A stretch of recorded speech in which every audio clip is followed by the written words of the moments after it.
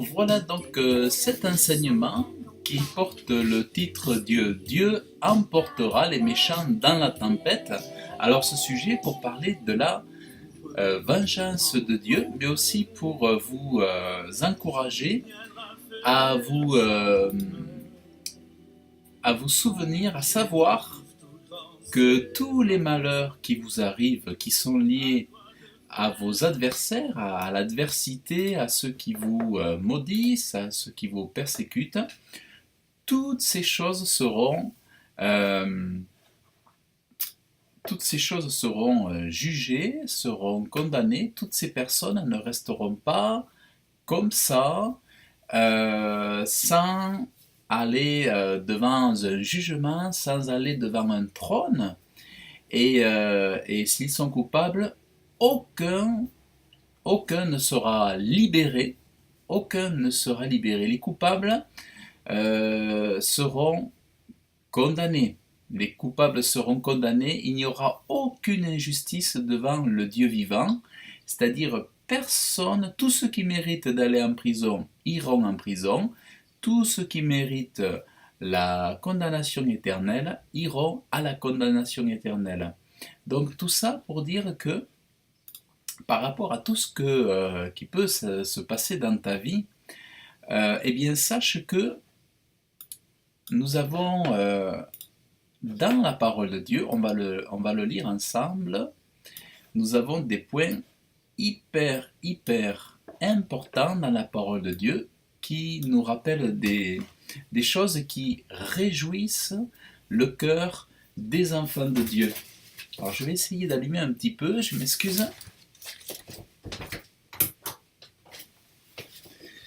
Alors voilà, j'allume un petit peu.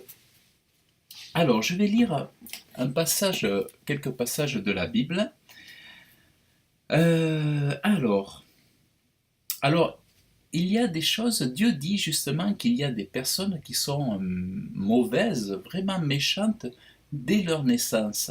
Donc elles sont plus méchantes, plus mauvaises que d'autres personnes dès le départ, dès la naissance. Les méchants sont pervertis dès le sein maternel, les menteurs s'égarent au sortir du ventre de leur mère.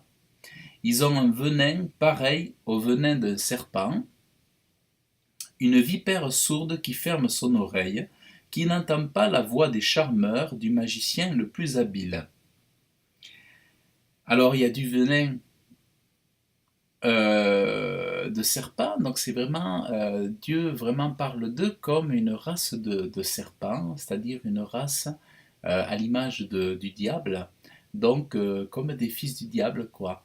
En fait, Dieu exprime clairement, oh, je vais faire comme ça parce que je suis dans le...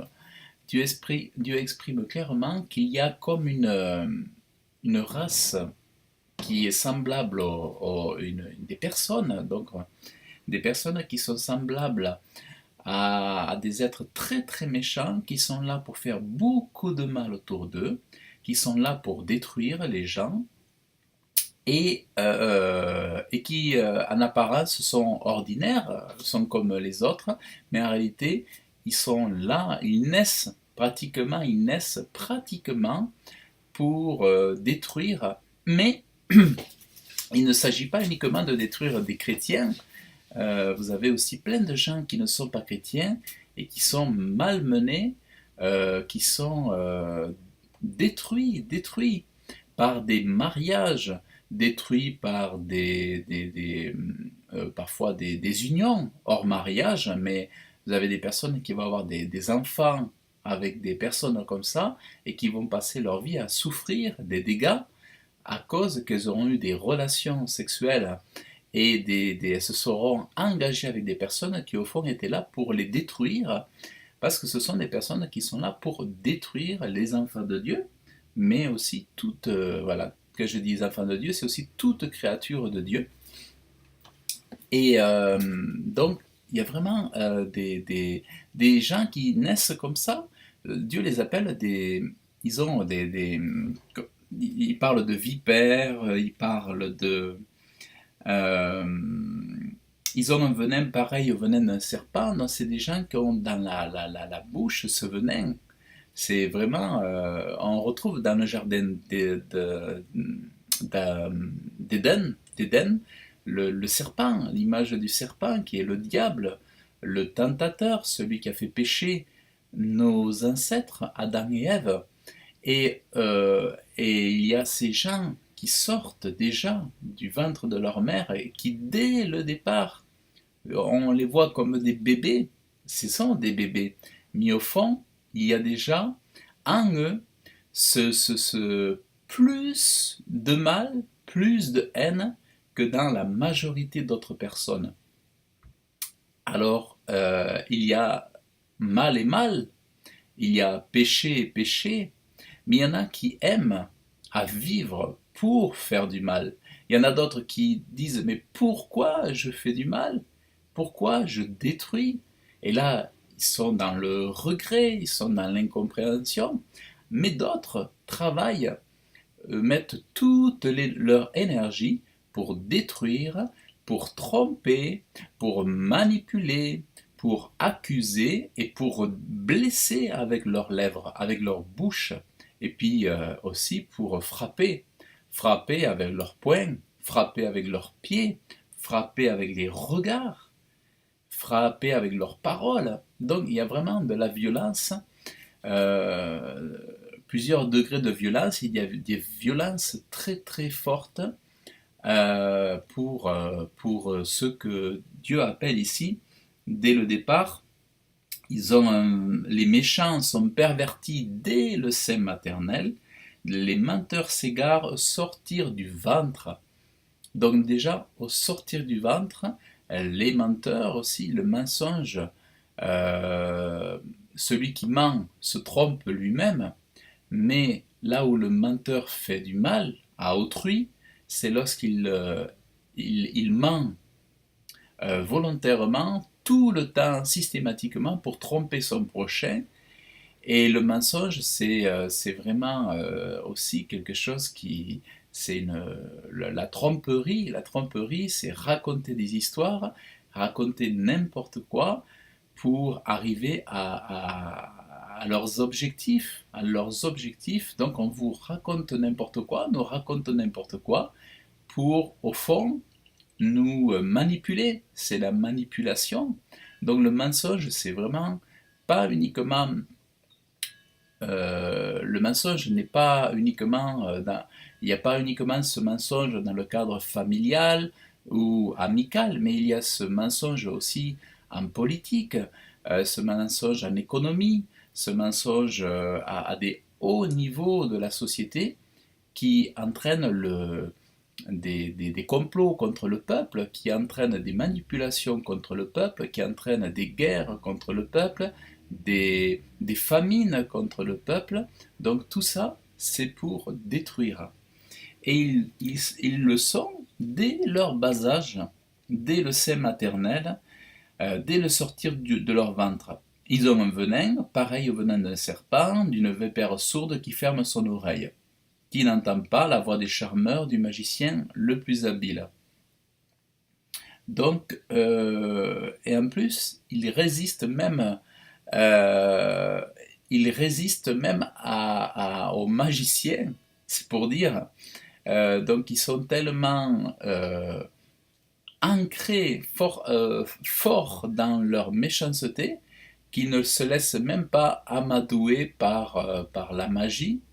Eux, ils sont fixés sur la destruction, sur la méchanceté, et ils n'ont pas de temps de répit. Ils n'ont pas de temps de répit, et ils sont vraiment là pour détruire.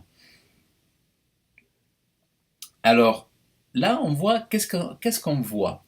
Alors, on voit que, dans la suite de la lecture que je vais vous faire, on voit que tout homme de Dieu espère en Dieu, se console en Dieu, de ce que c'est Dieu qui ne laisse pas l'injustice impunie.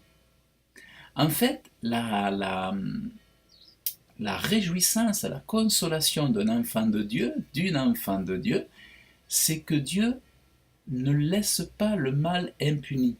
Contrairement aux justices dans notre pays, dans nos pays respectifs, aujourd'hui où souvent ceux qui doivent faire la justice ne la font pas, ou la font très mal, ou ne la font plus correctement, ou même laissent les coupables impunis, il faut savoir que Dieu rattrapera tous ceux qui sont passés entre les mailles du filet, tous ceux qui ont réussi à se cacher, tous ceux qui ont réussi à tromper, tous ceux qui ont réussi à acheter la justice pour ne pas être rendus coupables, tous ceux qui ont manipulé la justice, tous tous ceux qui ont enfin vouloir se dérober, seront devant Dieu jugés et condamnés.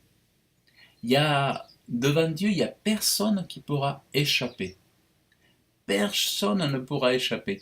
Et ça, on voit que c'est la consolation des chrétiens. Au lieu d'être fatigués par le mal du monde, au lieu d'être fatigués par l'injustice, nous nous réjouissons de ce que nous savons que Dieu jugera. Tous ceux qui n'ont pas été jugés sur la terre selon les lois des hommes, mais au fond qui viennent aussi dans la justice de Dieu, qui viennent d'en haut, mais tout ce qui n'aura pas été jugé convenablement, Dieu rétablira toute injustice. Tous les viols, on parlait des viols, de l'éducation à la sexualité des enfants, par exemple, dans les semaines passées, mais il faut savoir que tout pédophile, tout, tous les abusateurs sexuels, tous ces gens-là, même si aujourd'hui ils se promènent dans la nature et ils sont en train de boire leur café, peut-être aujourd'hui dans la liberté, tous ces meurtriers iront en enfer. Ça, c'est parce qu'ils seront jugés, condamnés et envoyés en enfer pour être coupables et de ne pas s'être repentis.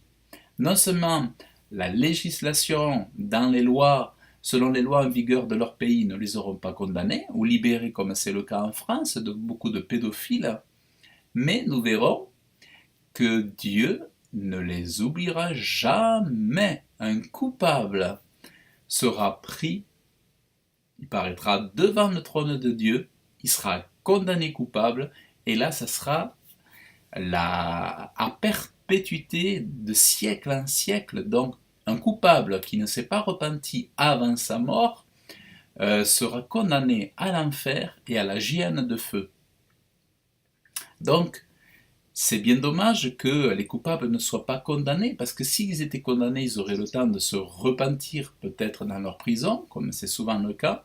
Beaucoup de prisonniers se repentent dans les prisons, mais dans la mesure où ils ne sont pas condamnés, cette injustice fait qu'ils peuvent vivre dans une illusion de liberté, alors en fait, ils sont déjà condamnés par le Dieu vivant. Dieu condamne et Dieu fait vengeance. On a un Dieu qui fait vengeance. Et la vengeance de ce Dieu-là, elle est terrible. Elle est terrible. Autant Dieu est amour, mais autant on rejette Dieu, et on rejette la justice, son amour, alors là, ensuite, c'est vraiment affreux, affreux, affreux pour ceux qui ont fait du mal à des enfants, pour ceux qui ont profité d'enfants, de bébés, pour ceux qui ont battu leurs femmes, pour ceux qui ont détruit des vies, qui ont été des meurtriers, pour ceux qui ont été des menteurs, des voleurs, pour ceux qui ont manipulé, pour ceux qui ont détruit, ceux qui ont trompé, tous ceux qui trompent, qui vivent dans le mensonge pour tromper, euh, je sais pas moi, tous les ministres, les présidents aujourd'hui qui trompent le peuple et qui racontent des histoires, qui, euh, qui, euh, qui abusent de leur autorité pour pervertir la société. toute perversion,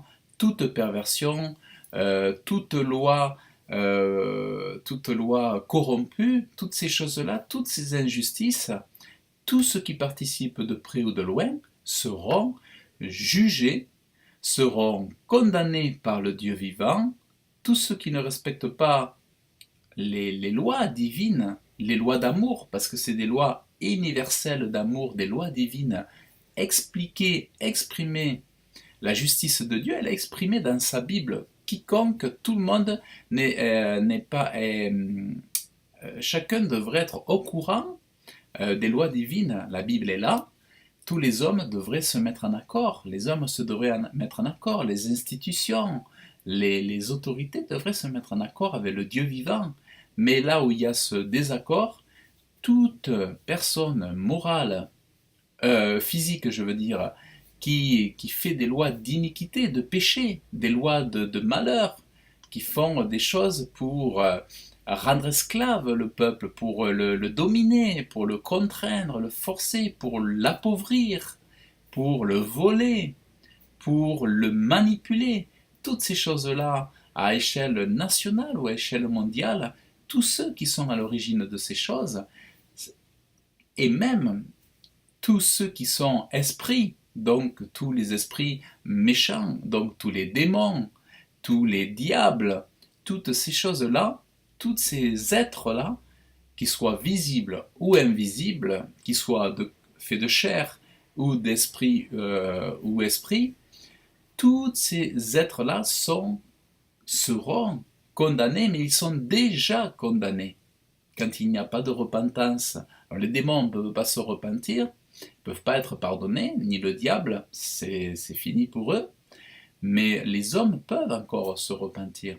Mais s'ils ne le font pas, ils n'ont vraiment pas de quoi bien dormir la nuit. Parce que tous ceux qui sont coupables devant Dieu feraient mieux de mal dormir la nuit et de se repentir. Or, on voit aussi une chose, c'est que souvent, beaucoup de ces gens-là dorment mal la nuit, justement. Beaucoup de coupables devant Dieu, devant la sainte, et puis surtout des lois d'amour de Dieu, dorment mal, dorment très très mal parce qu'ils sont coupables, coupables dans leur conscience, et qu'ils savent que tout ce qu'ils font, ce sont de l'injustice. Même si la conscience est étouffée, même si ils font mine d'aller bien, d'être heureux, au fond, ils savent que leur route, c'est la route de la perdition. Il faut savoir que ceux qui prônent la laïcité et qui n'ont pas, soi-disant, la foi en Dieu, ce sont souvent aussi ceux qui dansent avec le diable. C'est souvent ceux qui dansent avec le diable. Ah non, moi j'ai pas de Dieu, mais beaucoup dansent avec le diable. Beaucoup chantent les musiques du diable. Ils ont le mensonge, ils sont à l'image du diable qui est le menteur. Ils sont manipulateurs à l'image du diable. Donc ils n'ont pas Dieu, mais ils ont pour Dieu le prince de ce monde. Et ils se réjouissent d'avoir du succès en utilisant les stratégies, les techniques du diable, tout simplement. Donc ils ont leur Dieu. Vous voyez comme quoi, quand on dit ne pas avoir de Dieu, ça veut souvent dire qu'on a d'autres dieux, qu'ils ont d'autres dieux qui est leur modèle. Donc, mais en fait, qu'est-ce qui est bon dans la Bible? Ce qui est bon dans la Bible, c'est que l'enfant de Dieu, le chrétien, puise dans la Bible les consolations qui lui disent « Ne t'inquiète pas, ne t'irrite pas face au mal, ne t'irrite pas face à l'injustice, ne t'irrite pas face à l'adversité, face aux méchants, parce que moi, ton Dieu, je m'occupe de tout cela. Sois patient, mais moi, ton Dieu, je m'occupe de cela. Toutes ces choses-là seront jugées et condamnées. Et ça sera terrible, terrible, terrible, terrible. Ça sera terrible pour eux. C'est pour ça que, une fois que nous, par exemple, Moi, j'ai parlé de la loi, de ces lois sur la loi Chiappa, consentement, tout ça, c'est l'injustice, ça. Le consentement sur des enfants, ça devrait même pas exister. On devrait tout simplement condamner les coupables. Et il n'y a pas de consentement à avoir. Quelqu'un qui touche un enfant de 12 ans, qui te couche avec, il est coupable. Eh bien, le minimum, c'est qu'il fasse son temps en prison. On ne peut pas laisser quelqu'un ou même des enfants, il n'y a pas de consentement sur des enfants, c'est direction prison. Tu as touché un enfant, tu as des adultes pour aller voir des adultes.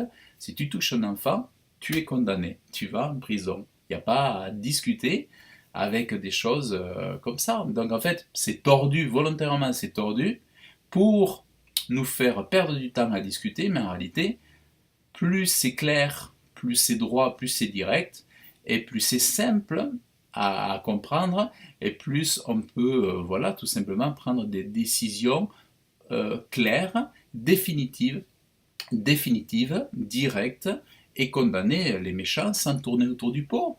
Quelqu'un qui va, voilà, abuser d'une petite fille, prison. Il n'y a pas à discuter, ceci et cela, c'est prison.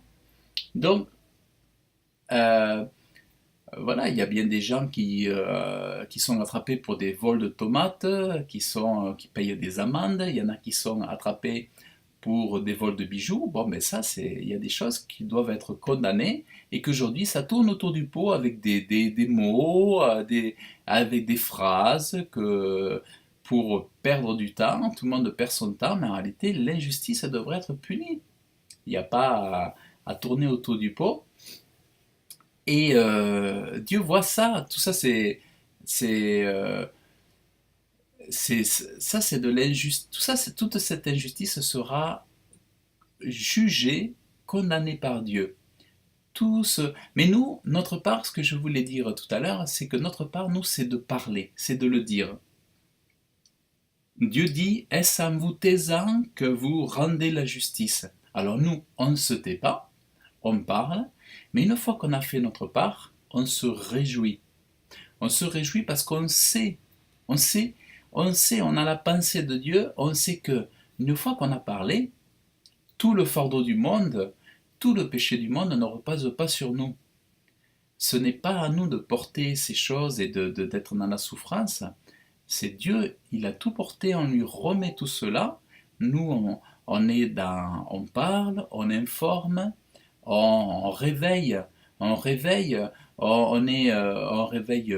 pour avertir les familles, on réveille pour manifester, nous en tant qu'Église de Dieu, au sein de l'Église de Dieu, pour manifester notre position, pour bien expliquer aux gens que nous ne sommes pas pour ces choses-là, nous sommes contre ces horreurs, et nous sommes là pour dénoncer l'injustice, pour dénoncer les choses des ténèbres, mais aussi, une fois que c'est fait, notre rôle, c'est d'apporter des solutions au monde aussi, de faire connaître la bonne nouvelle, les bonnes nouvelles de l'Évangile. Donc on ne peut pas s'arrêter sur le négatif, on ne peut pas passer notre temps sur des choses mauvaises. Nous sommes là pour apporter aussi la consolation, nous sommes là pour apporter la réconciliation avec Dieu, avec le Créateur, avec Jésus-Christ, le Fils de Dieu. Donc c'est pour ça, on ne passe pas notre temps à vouloir toujours parler de tout, toutes ces choses qui se font sous le soleil, parce que c'est partout, partout, les œuvres des ténèbres sont partout, mais nous sommes là pour à annoncer les bonnes nouvelles, et la bonne nouvelle aussi, c'est que Dieu fait vengeance. Dieu fait vengeance, et il ne laisse pas les coupables impunis. Donc, et c'est ça qui est excellent. Et c'est en cela que, par exemple, David, le roi David, quand il s'est exprimé au travers des psaumes par le Saint-Esprit, il expliquait bien que l'espérance des chrétiens, c'est de savoir que Dieu fait vengeance. Écoutez bien, le juste sera dans la joie car il aura vu la vengeance. Il lavera ses pieds dans le sang des méchants. Il lavera ses pieds dans le sang des méchants. C'est-à-dire que pour l'éternité, dans le ciel, nous aurons possibilité de voir le sang des méchants. Nous pourrons voir à la fois comme le sang des méchants qui nous rappellera pour l'éternité, pour les siècles des siècles, nous verrons le sang des méchants qui nous rappellera la justice de Dieu. C'est-à-dire notre souvenir sur terre se fera par la vue comme un lac de sang des méchants sous nos yeux, pour nous rappeler que Dieu n'a pas laissé impunis les hommes coupables sur terre, les violeurs, les destructeurs, ceux qui créent les famines, ceux qui créent les guerres, ceux qui créent les complots, les mensonges face au peuple. Eh bien, Dieu va toujours sous nos yeux manifester un lac de sang, un étang de sang qui nous rappellera pour les siècles et des siècles, dans l'éternité, dans notre corps glorieux, qui nous rappellera la justice, mais surtout la vengeance, la justice, mais surtout l'exécution de sa justice. Et l'exécution de sa justice, c'est la vengeance de Dieu. C'est-à-dire Dieu écrasera, emportera dans une tempête les méchants, les menteurs, les persécuteurs, les démons, les diables, toutes ces choses-là, tout ce qui avait ce venin pour détruire, tout cela seront détruits. Là où il n'y a pas de repentance, là où on se délecte du mal, là où on se délecte de la perversion, là où on se délecte du mensonge, ça sera la condamnation éternelle. Et ça, c'est là que se réjouit l'enfant de Dieu. C'est là que dans l'Évangile, nous avons cette bonne nouvelle, que les sorciers seront détruits. Ah, vraiment, il n'y a pas de quoi les regarder avec crainte, il n'y a pas de quoi regarder les sorciers avec crainte, mais plutôt d'avoir vraiment pitié d'eux et de savoir que c'est nous les vainqueurs, c'est nous qui avons fait les bons choix, c'est nous qui avons choisi le bon camp, c'est nous qui avons le Dieu puissant, c'est nous, c'est pas eux. Et vraiment, nous, déjà en plus, combien nous avons d'autorité, de force pour tout simplement, par une grande foi, euh, anéantir tous les plans des sorciers. Nous le voyons avec Moïse. Nous voyons comment les sorciers, par la foi en Dieu, sont vaincus dans le nom de Jésus. Par la foi, par le sang de Jésus, ces faux sorciers n'ont pas de puissance sur toi. Seulement que ta foi soit grande, pas uniquement tes prières et tes jeûnes, mais que ta foi aussi soit grande. Si tes prières et tes jeûnes sont là, mais c'est que tu crains quelque part encore les sorciers, il y a un problème. Mais je déclare au nom de Jésus que les sorciers, leur puissance est anéantie devant toi lorsque tu es là quelque part. Les sorciers n'ont plus de force et ils reculent et leur puissance est anéantie dans le nom de Jésus. Et à toi de conquérir le terrain pour gagner des âmes au nom de Jésus. Parce que je sais qu'il y a beaucoup de sorcellerie en Afrique, et il y a beaucoup de sœurs et de frères qui souffrent de ça, mais je déclare au nom de Jésus que tu es plus puissant que les sorciers, que les sorcières, parce que tu es un enfant de lumière, un enfant de vérité, et que ta lumière brille au nom de Jésus.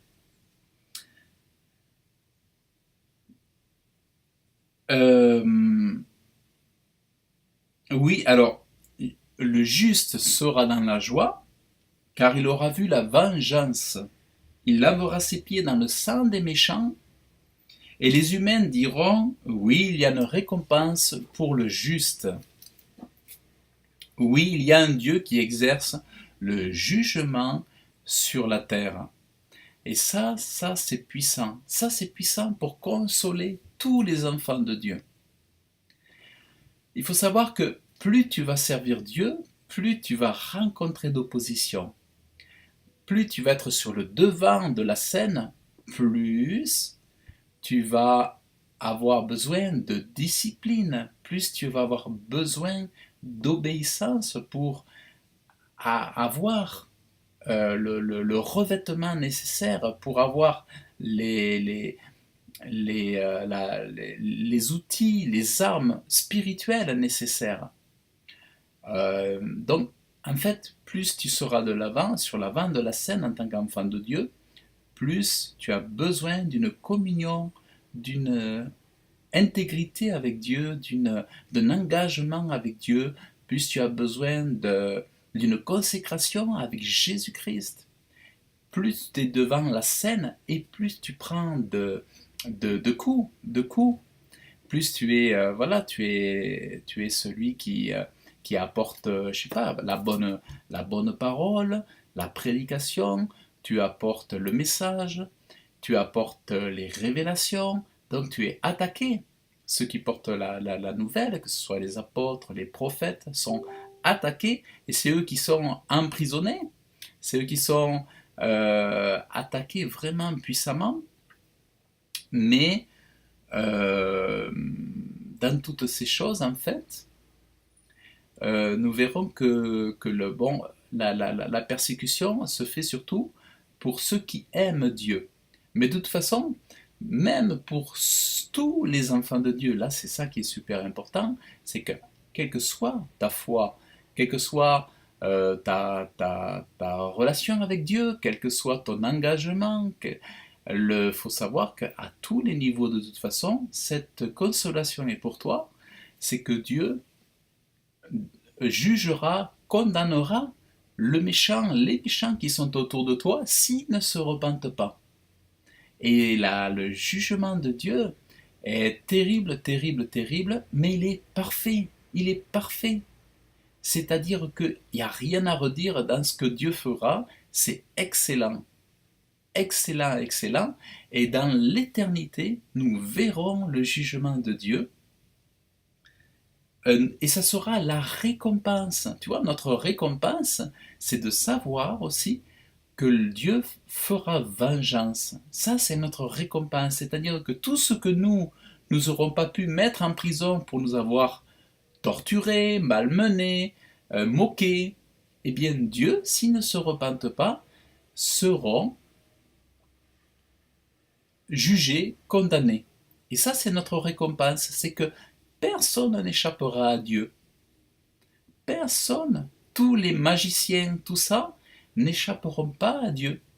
Tous les vaudous, tous les sorciers, tout ça, n'échapperont pas à Dieu. Donc, on voit que voilà, on a cette récompense. Ça fait partie des récompenses. C'est vrai que ça peut paraître spécial, mais pourtant, le fait que Dieu venge, il juge et il venge, bien notre récompense, ça sera de voir ce sang aussi, le sang des coupables, le sang des méchants, le sang de ceux qui ont violé des enfants, le sang qui ont tué avec la sorcellerie. Mais pour l'éternité, d'âge en âge, de siècle en siècle, nous nous réjouirons de savoir que nous avons un Dieu de vengeance et qu'il ne laisse jamais l'injustice régner. L'injustice ne dure qu'un temps, mais vient le temps de la justice par la puissante main de Dieu. Et donc, le roi David de prier aussi, il disait « Délivre-moi de mes ennemis, mon Dieu, élève-moi plus haut que ceux qui se dressent contre moi, délivre-moi de ceux qui commettent l'injustice. » Pardon. Et sauve-moi des hommes de sang. Des hommes puissants complotent contre moi. Donc on voit qu'il y a des complots. Dieu parle des complots. Des hommes puissants complotent contre moi. Donc il y a des complots contre toi. Mais ne t'étonne pas, les complots contre toi, les complots contre le peuple, les complots contre des nations, les complots, ça existe. Les complots, ça a toujours existé. Comploter contre quelqu'un, c'est chercher à le nuire, voire à le détruire. C'est chercher à, à, à lui faire du mal et pour dominer sur lui. Sans que je sois pour autant un criminel, sans que j'ai péché éternel. Pourquoi, moi qui les aime, eux ils veulent me faire du mal? Sans que j'ai commis une faute, ils se préparent. Réveille-toi, viens à ma rencontre, Dieu, et regarde. Toi, éternel, Dieu des armées, Dieu d'Israël, lève-toi pour intervenir contre toutes les nations. Ne fais grâce à aucun de ces traîtres injustes.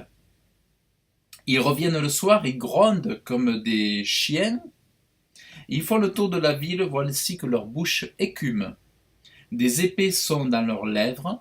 Qui donc entend? Donc Dieu compare ces personnes à des chiens, à des animaux, à des chiens en pleine nuit, et qui grondent avec leur bouche, tout ça.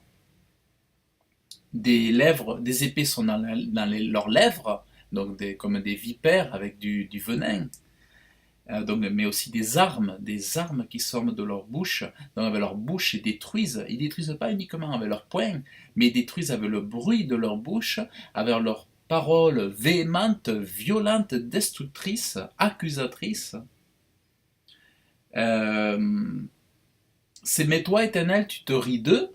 Dieu, toi, tu te ris d'eux, tu rigoles d'eux, parce que tu prépares ta vengeance, tu prépares ton jugement, leur condamnation et ta vengeance. Ils sont détruits, détruits, détruits.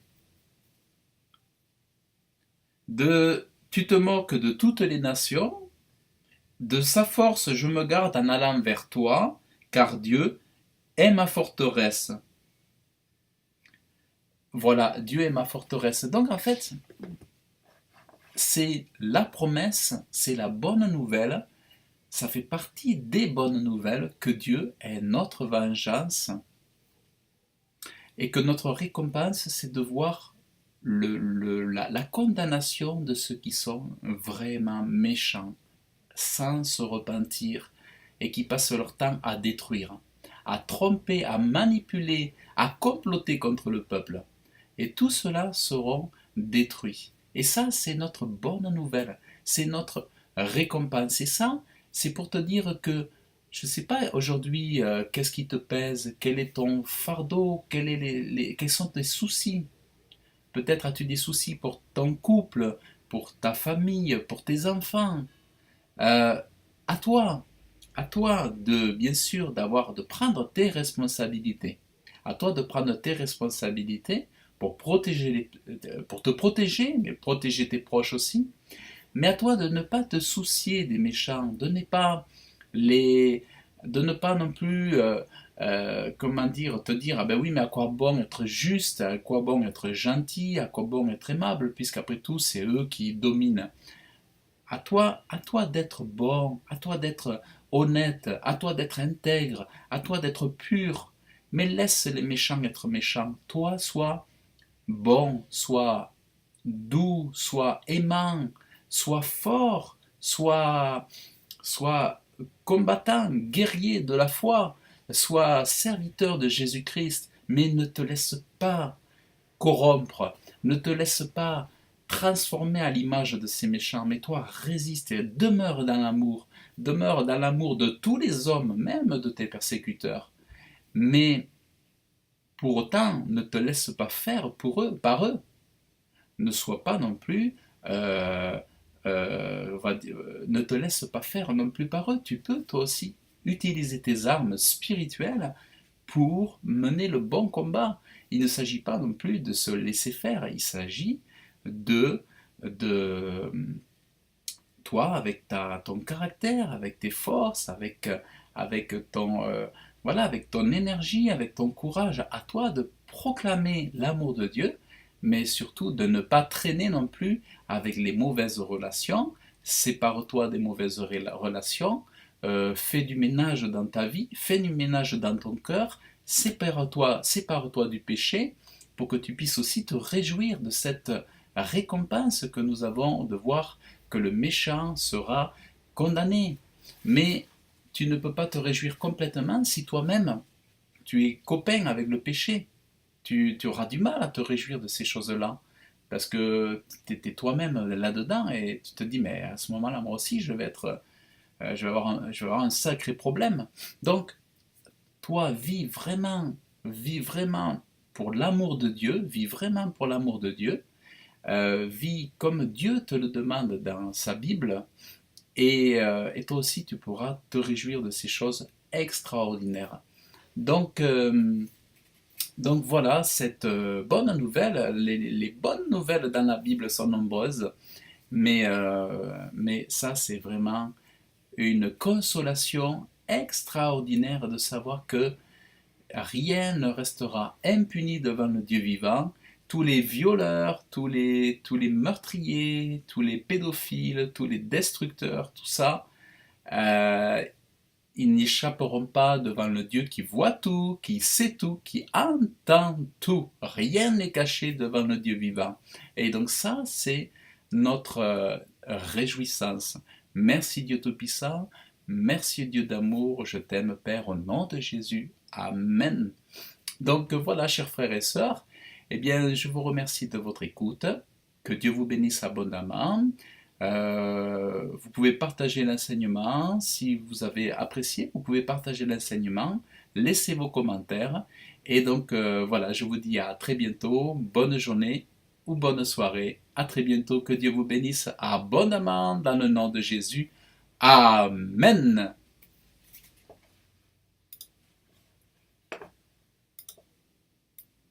Jésus, lui, veut tout changer. Il faut naître